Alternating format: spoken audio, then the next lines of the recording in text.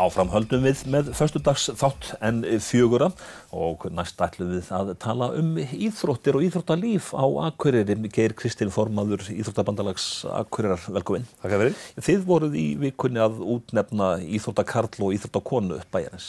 Já, það var mikil hátíð hjá okkur íþróttafólki í Hofi á miðvikudaginn. Það sem að við útnefndum íþróttakarl og konu eins og þú segir. Og það var í annað skipti sem að bæði kyn eru útnefnd. Það hefur verið þannig síðan 1979 að það var alltaf bara íþróttamaður Akureyrar sem gat þá verið karl eða kona og þróunin var orðin þannig undanfarin ára 14 síðustu árin í því fyrirkomulagi þá voru 11 sinnum konur kjörnar sem var mjög gott vegna þess að við heyrum ofta að halli á konur í íþróttum en þessu var breytt í fyrra og í fyrra var bæði kynin grínd og aftur núna og þannig verður það. Og samkeppni er mjög hörð um þennan titil og það voru að lokum þau Tryggvi Snær Hlínarsson, körfuboltamaður og Sandra Stefani Major Gutierrez, knattspyrnukona sem að hlutu heiðurinn að þessu sinni. Þessi tvö, þau áttu gott ár í fyrra. Já, það voru ótrúlega margir sem áttu gott ár og Sandra náttúrulega fótboltakona sem að það er þvílíkur unaður að horfa á hana að spila fótbolta. Hún er alveg hrikalega öflug á öllum sviðum og líka bara frábær íþróttamaður. Hún var í byrjunarliðinu í öllum leikjum í Hefsdeildinni, í öllum leikjum í bikar. Hún var valin best í deildinni, hún var markahæst og svona meiðslalaus og frábær íþróttamaður.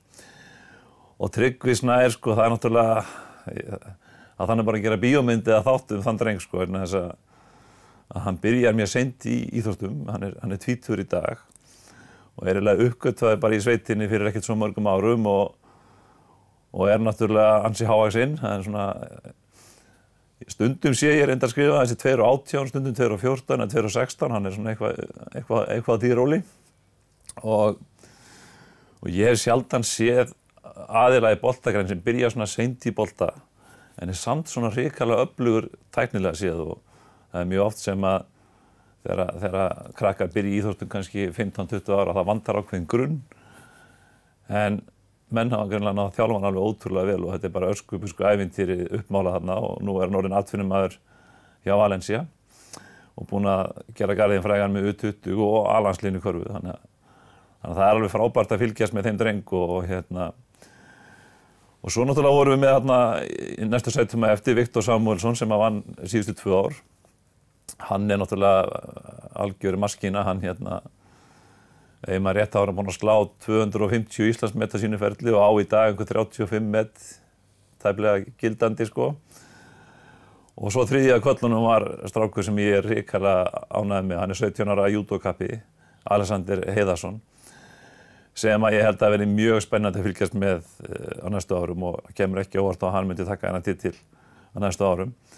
Og kvennamegin vorum við síðan með Bryndísi Rúnu Hansen sundkonu sem að var í öðru sæti og hún var mjög stutt á milli þeirra. Sandra var með 223 stig en Bryndís með 220. Það var mitt tæft og svo var Anna Sofía júdó drottning í 3. sæti sem átti líka frábært ár eins og Alexander. Og svo komu stór hópur þar eftir og 26 aðilar tilnefndir. Þannig að keppni var hörð og þetta var mjótt á mununum og bara mjög skemmtileg uppskeruhátíð. Þú talar Íslandsmet áðan en veistu hversu margir Íslandsmeistarar eru frá Akureyri, hversu margir urðu Íslandsmeistarar í fyrra?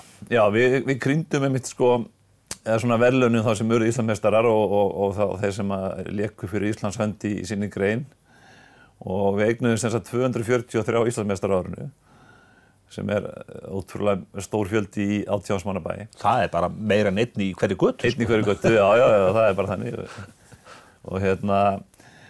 Og það eins og undanfarin ár þá koma flestir úr þessum hópi úr skautafélaginu, minnir mig 60 og eitthvað manns og svo kom náttúrulega Þór Káa líka, kvennaliði sem er með stóran hóp líka. Og svo vorum við með 114 aðilar sem sagt spiluðu landsleik eða komu fram fyrir Íslands hönd í sinni grein. Þannig að þetta rosalega stór hópur og hérna sýnir bara hvað íþróttalífið á Akureyri gríðarlega öflugt og fjölbreytt. Já, það nú stundum talað íþróttabæinn Akureyri. Aðstaðan á Akureyri, hún bara eins og best verður á kosið að mati formanns IBA? Sko það fer örugglega alveg eftir við hvern þú talar. Vegna þess að sko ákveðnar greinar hafa það alveg gríðarlega gott og ég myndi segja alveg flestar hafa það rosalega gott. En auðvitað eru ákveðnar greinar sem hérna búa við dapra aðstöðu, ég get nefnt. Ég meina nú búið að loka Keiluhöllinni, þannig að Keiludeild Þórs aðstöðulaus. Sundfólk hérna svona, já, það svolítið út í kuldanum, það er ekki gott að horfa á sundmót hjá börnum í 15 gráðu frosti. Þannig að inn í sundlaug 50 metra er svona draumurinn hjá þeim.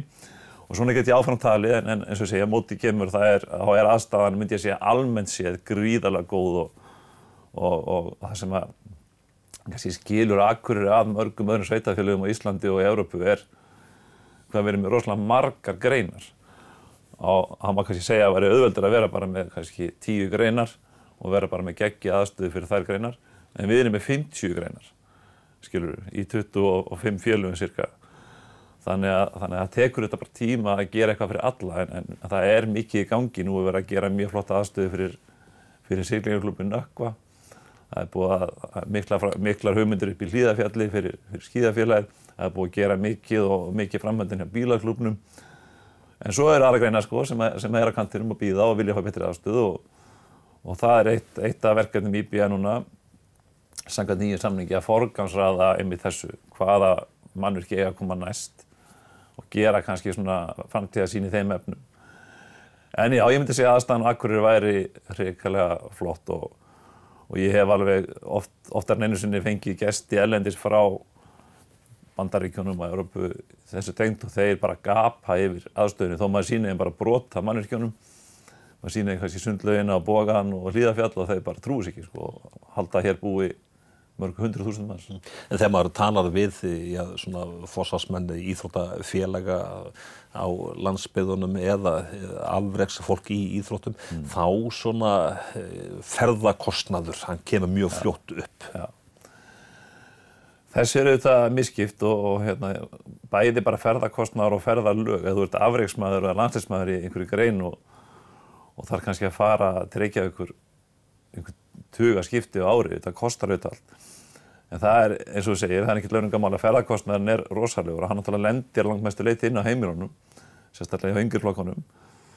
Og hjá meistaraflokkunum að þá þetta svona þessi tveir póstar, launakostnaður og ferðakostnaður sem að félög á höfuðborgarsvæðinu þurfa ekki að glíma við, nema það var náttúrulega bara launakostnaðinn.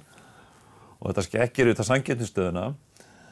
Þessi mál svo sem alltaf, þetta svona smá þróun í þessu, það eru ferðasjóðir sem að koma frá ríkinu sem eru svona að jafna þetta aðeins, en það mjög langt til land þar og þetta svona eitt stærsta baráttumáli okkar á landsbyggðunum að rétta þetta aðeins af. Það svona eitt af stóru málunum. Það eitt af stóru málunum og þetta svona eilíða verkefni, þetta verður alltaf stóra verkefni. Það eru rúmlega 200 Íslandsmeistarar á Akureyri. Ef þú svona aðeins spáir fram í tíman núna fyrir þetta ár, ætli ég láti þig ekki bara svona giska og tippa á hvar lendir KA í deildinni, sem sagt kalla deildinni? Þeir verða í Pepsi-deildinni, þeir verða í fjórða. Þeir verði fjórða sæti og svo stelpurnar vinna aftur. Þær vinna aftur. Já. Við bara fáum að fylgjast með. Geir Kristinn, bara þakka þér fyrir komuna. Þakka þér.